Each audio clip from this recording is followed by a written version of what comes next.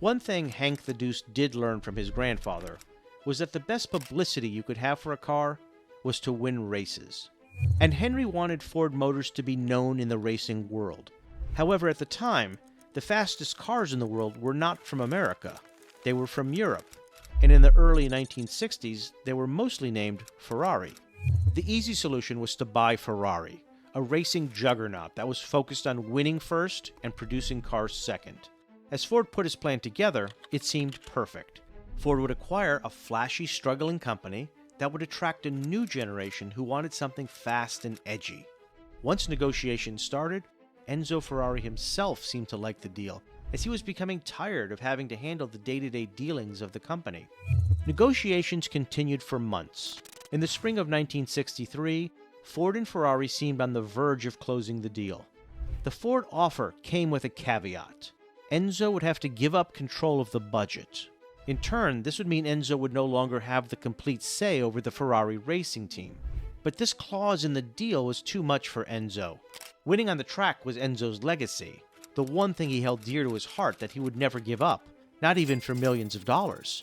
In the last moments, Ferrari pulled out of the deal.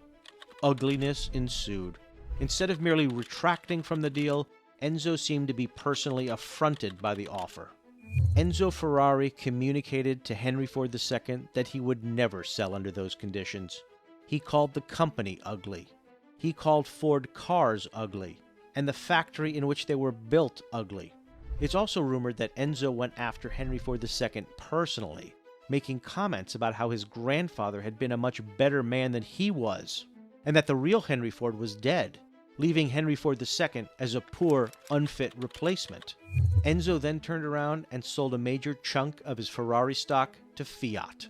Henry Ford II was furious, and he sought revenge on the racetrack. The betrayal of Enzo seemed to create a kind of a perfect storm for Ford. Sales were lacking, multiple failures had happened publicly, and now a major deal had fallen through that was supposed to revitalize the brand. And not only had the deal fallen through, it happened on the global stage. Henry Ford had been insulted, bamboozled, and humiliated, and Enzo had targeted one of Henry Ford II's main insecurities, that he hadn't lived up to his grandfather's reputation. Transforming his anger into motivation, Henry Ford set out to get revenge on Enzo Ferrari.